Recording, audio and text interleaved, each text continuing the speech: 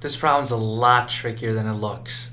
My best advice, stay calm and carry on. And I mean that literally. So think about your rules.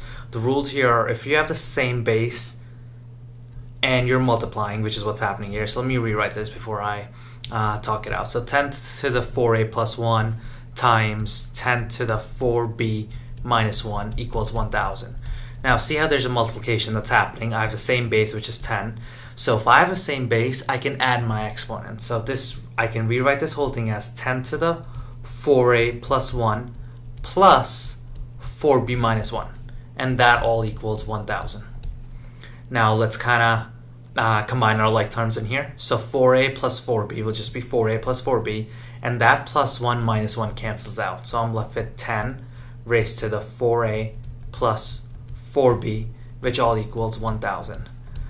Now, I'm asking myself 10 raised to the what power equals 1,000. I know that 10 squared is 100 and 10 cubed is 1,000. So I know that 10 to the third is 1,000. So let me just rewrite this over here. 10 to the third equals 1,000.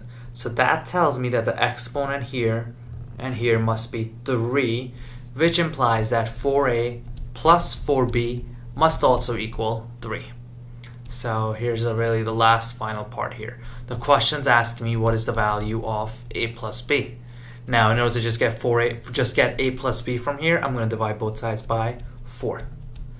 Now those 4's cancels out for that reason. I'm left with a plus b equals 3/4. Same base and you're multiplying, add your exponents. Don't let the problem scare you off.